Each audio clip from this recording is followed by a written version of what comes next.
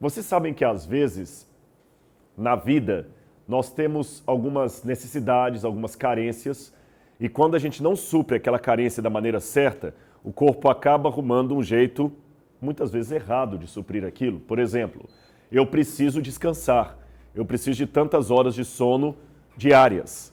Se eu não durmo as horas necessárias para o meu corpo revigorar, uma hora eu vou cochilar na frente do computador, eu vou cochilar na sala de aula, perigoso cochilar até diante do volante do carro.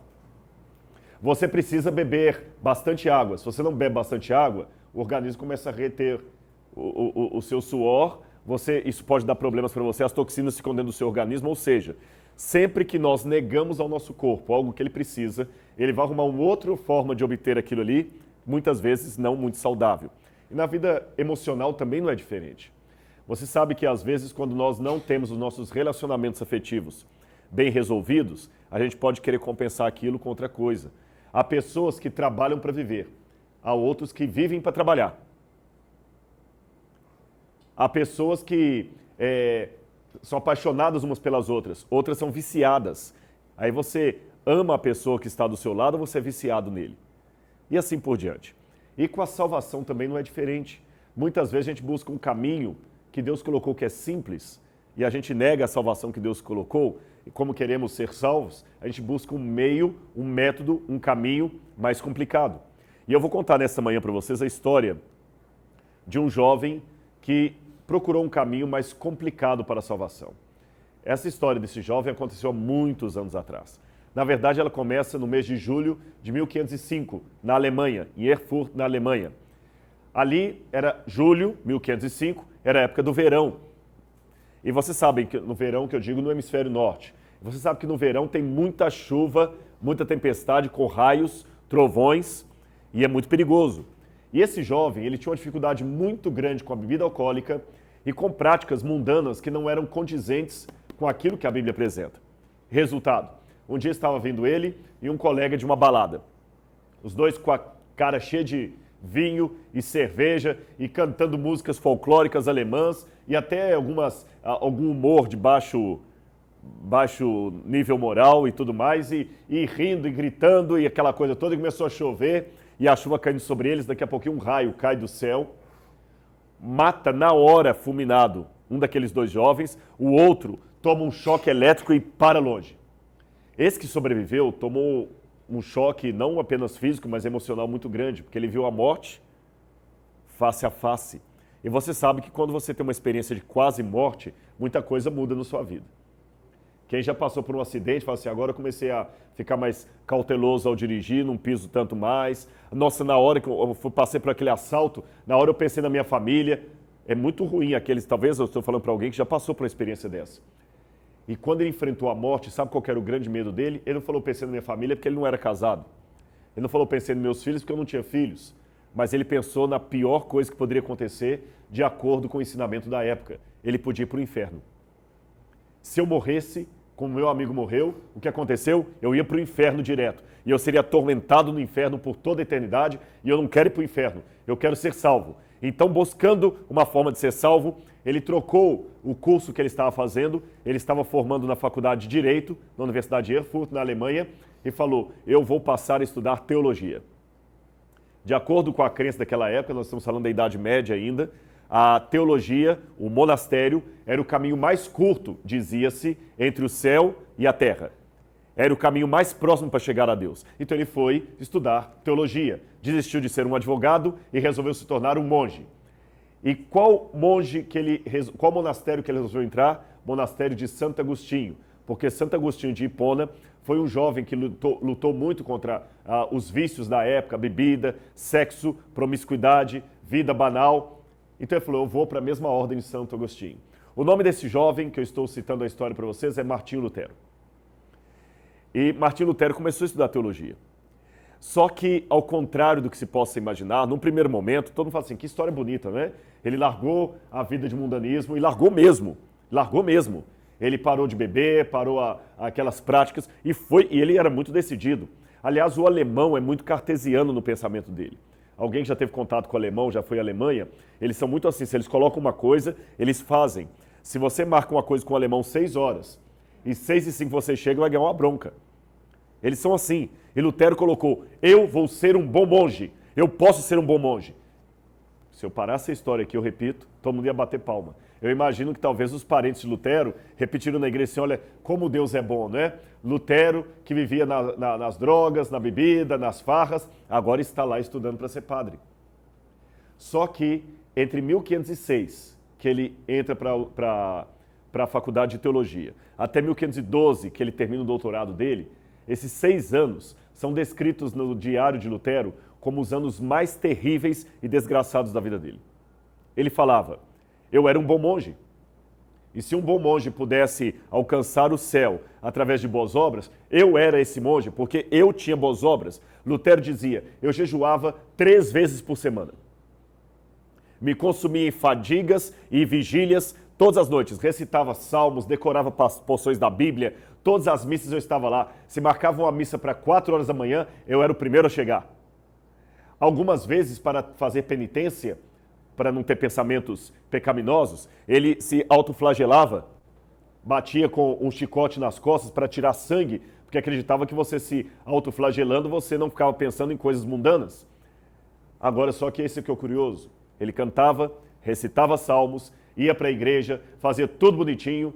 Ele disse que teve vezes que a cabeça dele inchara tanto que ele mal conseguia fechar os olhos para dormir à noite. E houve noites, aliás, que falando em penitência, Lutero quase morreu congelado porque ele lançava fora de si o único colchão, o único cobertor que lhe era dado. E naquelas noites frias da Alemanha, você imagina.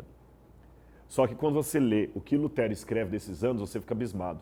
Lutero falava, a face de Cristo parecia um relâmpago de cuja presença eu procurava escapar. Aliás, quando aconselhado a amar a Cristo, Lutero dizia, amá-lo, eu o odeio, eu prefiro ouvir a voz de um demônio a ouvir a voz de Cristo. Eu sei que isso pode chocar alguém, principalmente se tratando de Martim Lutero, mas deixe-me dizer para você que Deus é menos ofendido pela sinceridade de um pecador do que pela hipocrisia de um santo. Não estou com isso incentivando que as pessoas blasfemem o nome de Deus, mas às vezes você tem que admitir alguns sentimentos que você possui. Eu tenho um sermão que eu prego sobre o perdão. E todas as vezes que eu prego esse sermão, eu faço uma pergunta inevitável ao auditório. E na maioria absoluta das vezes, a resposta sempre não é a que estou esperando. A pergunta que eu faço é a seguinte, qual é o primeiro passo para perdoar? Eu sei que há vários passos, no plural, do perdão, mas o primeiro passo para perdoar. Aí as pessoas, via de regra, respondem, o primeiro passo para perdoar é amar. O outro fala, o primeiro passo para perdoar é admitir que eu também sou pecador. O primeiro passo para perdoar é reconhecer. Não, isso são passos, mas eu estou procurando o primeiro. E eu surpreendo as pessoas quando eu digo que o primeiro passo para perdoar é admitir que está odiando. Mas nós não admitimos. Porque se você está sofrendo pelo que o outro lhe fez, você já colocou-se no papel de vítima, de mocinho, do bonzinho.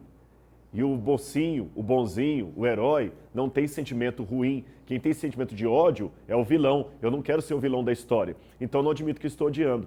Só que se eu não estou odiando, não há por que perdoar. Se não há por que perdoar, eu finjo que está tudo bem e vou empurrando para baixo todas as minhas mágoas. Ou no máximo admitir, não tem raiva dele não, é só um sentimento. Você tem que admitir. E quantas vezes a cura parte de você admitir uma raiva de sua mãe, do seu pai, de alguma coisa. Eu sei que se eu não admitir que eu estou com um problema, eu nunca vou procurar o médico. Mesmo admitindo, muitas vezes temos dificuldade de procurar. Imagina não admitindo. Então, quando Lutero falou assim, eu odeio a Deus, embora eu não concorde com ninguém odiando a Deus, eu entendo que no processo psicológico era o que ele precisava para reencontrar o caminho do céu. Só que Lutero estava procurando coisas muito distantes. Até que um dia, existia uma expressão de Lutero que ele odiava. Era a expressão justiça divina. Porque treinado pelos grandes teólogos da Idade Média, Lutero aprendera que justiça é um instrumento com o qual Deus pune os pecadores. A gente não fala até hoje, a justiça divina tarda, mas não falha. Só que Lutero um dia estava preparando umas aulas no livro de Salmos e ele deparou com o Salmo 71, versículos 1 e 2, que diz assim: Em ti, Senhor, me refugio, não seja eu jamais envergonhado. Livra-me por tua justiça. Livra-me por tua justiça. Essa expressão do Salmo ficou martelando na cabeça de Lutero. Como é que Deus pode me livrar por sua justiça, se a justiça é o instrumento com o qual Deus pune os pecadores? Eu sei que há advogados aqui, seria a mesma coisa que eu pedisse a um juiz assim, ó juiz, livra-me da cadeia pela condenação. Torna-me livre pela sentença. Não faz sentido isso. Dê-me um habeas corpus me mandando para a prisão. É contraditório. Livra-me por tua justiça. E Lutero falou, peraí, eu não estou entendendo isso. E ele começou a estudar mais a Bíblia até que ele caiu na carta de Paulo aos Romanos, uma das mais importantes cartas da Reforma Protestante. E na carta de Paulo aos Romanos, o apóstolo inicia a sua epístola dizendo assim, Paulo, servo de Jesus Cristo, chamado para ser apóstolo segundo o Evangelho de Deus. E aí, então, Paulo continua dizendo no verso 16, 1:16, pois não me envergonho do Evangelho, porque é o poder de Deus para a salvação de todo aquele que crê, primeiro do judeu e também do grego, visto que a justiça de Deus se revela no Evangelho de fé em fé, como está escrito, o justo viverá pela fé. Lutero diz que quando ele descobriu isso aqui, os portais do paraíso se abriram para ele. Ele percebeu que os seus pecados eram apenas um grão de areia na grande montanha do amor de Deus. Ele percebeu que Deus estava mais interessado em salvá-lo do que uma mãe de tirar um filho de uma casa pegando fogo. E mais ainda, Lutero entendeu que a justiça não é um instrumento com o qual Deus pune pecadores. A justiça é algo que Deus nos oferece, não é algo que Ele cobra de nós. Ele nos dá a sua justiça. Seria mais ou menos assim. Repetindo que nós temos advogados em nosso meio, eu espero não estar cometendo nenhuma bobagem em dizer isso aqui, mas dizem para nós leigos que se você está na sua casa, é assim que eu aprendi, e um ladrão entrar em minha casa, tá certo? E eu lutar com o ladrão. Lutei com o ladrão em casa, porque ele queria me roubar e eu lutei com o ladrão em casa. E eu tomei a arma do ladrão. E eu descarregar todo... Porque na adrenalina ali, né? Você descarrega o revólver e mata o ladrão ali. Segundo o que eu aprendi, mesmo sendo em legítima defesa, mesmo sendo que ele invadiu minha casa, se eu matei o camarada na hora ali, eu tenho que fugir para evitar o flagrante. Porque se a polícia vier, eu vou ser preso. Eu teria que fugir, conseguir um advogado e depois o advogado entra com um pedido de habeas corpus para mim para alegar a legítima defesa. Se isso é legal ou não, não sei, mas foi o que eu aprendi a fazer. E eu fiquei imaginando assim, se eu fujo de casa depois de ter matado um ladrão para conseguir um advogado e alegar a legítima defesa, que pensamentos estariam passando em minha cabeça? Uau, eu matei um homem, eu matei um ladrão. E se ele tiver uma gangue? E se ele tiver um cúmplice? E se depois que eu matei ele, o pessoal vier para vingar a morte dele? O que eu faço? E se ele tiver outras pessoas do bando?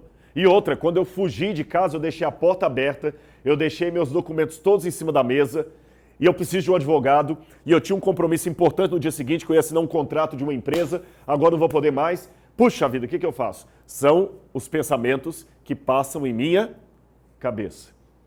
Correto? Agora, vou mudar um pouquinho a história.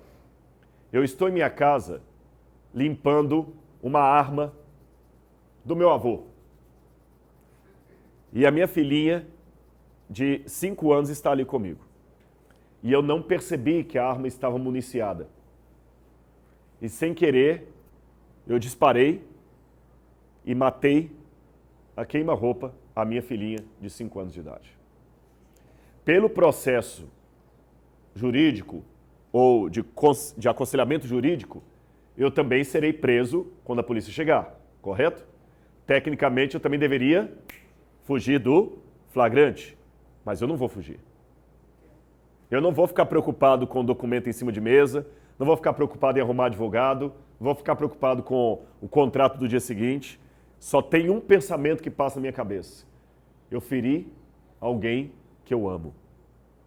Essa é a diferença de quando você peca tendo Cristo no coração e quando você peca não tendo Cristo no coração. Quando você peca não tendo Cristo no coração, você pode ter até um remorso, ou uma chateação, eu diria até um arrependimento. Eu colocaria a palavra arrependimento. Mas é um arrependimento baseado na consequência. Puxa vida, exatamente. Oi? O que eu fiz comigo? Isso é a minha consequência, é isso? É mais ou menos aquela crise de culpa, quando você come ou bebe alguma coisa que não deveria, você, poxa, de novo, né? Eu não deveria ter comido isso. Esse é o tipo de preocupação que passa na sua cabeça. Como no primeiro caso, larguei documento em cima da mesa, preciso de um advogado. Mas quando você ama Jesus e comete o mesmo pecado, a sua preocupação é apenas outra. Eu feri alguém que eu amo. Isso dói muito mais. Pior do que ganhar uma boa surra é ver a sua mãe, que você ama, chorando, decepcionada com você. Eu termino a história de Lutero dizendo para vocês que talvez muitos estão aqui como Lutero no século XVI. Estão procurando um Deus longe que está perto. Estão complicando o evangelho que é simples. Tem uma história medieval também que se conta que um cavaleiro andante, ele saiu do seu palácio num cavalo muito bonito e ele estava procurando a relíquia sagrada mais cobiçada de toda a Idade Média. Vocês sabem qual, né? O Santo Graal, o cálice sagrado, aquele copo que, segundo a tradição, tocou nos lábios do Salvador na noite em que ele fora traído. Muitas pessoas buscaram o Santo Graal, o cálice sagrado, e muitas lendas e aventuras e sagas foram escritas e reproduzidas com base na busca pelo cálice sagrado. Até um filme do Indiana Jones foi feito com base nisso. E aquele cavaleiro andante saiu do seu palácio, a porta levadiça deitou, e ele lá no seu cavalo, né? E quando ele cavalgou para longe do palácio, numa floresta que havia ali perto, morava um leproso. E o leproso chegou desesperado, vendo aquele homem passando com o cavalo. Senhor, Senhor, Senhor, por favor, ele parou rápido assim. Senhor, por favor, um pouco d'água por amor ao céu. Havia um riacho ali e o leproso tinha um copo na mão. Mas segundo as regras da época, quem tinha lepra não podia tocar na água, porque contaminaria a água, aquela pessoa seria morta. Então ele dependia da misericórdia de alguém passando para pegar água e dar para ele. Ele olhou para o leproso e pensou, bom, mas no meu castelo tem outros servos que podem ajudá-lo, eu estou com pressa agora, desculpe meu amigo, outra pessoa te ajuda, eu tenho que encontrar uma caravana a tantas léguas daqui, sinto muito. E foi embora. Deixando na poeira da estrada a figura frustrada do leproso com um copo na mão. Passaram-se os dias, os meses, os anos, o cabelo daquele homem embranqueceu, a pele se tornou mais enrugada, ele perdeu tudo e ficou frustrado porque não encontrou o cálice sagrado. Lá vem ele de volta para o seu castelo. Não sobrou nada. Os empregados foram embora, toda a sua riqueza foi gasta. A única coisa que lhe sobraram foram o castelo e o velho cavalo. Quando ele chega nas proximidades daquele castelo, naquela mesma floresta, para surpresa dele, quem ainda está ali? O leproso. Mais velho, mais carcomido pela doença, mas incrivelmente sobrevivendo. E o leproso de novo, Senhor, não há ninguém lá para me trazer água, eu estou morrendo de sede. Por favor, um pouco d'água por amor ao céu.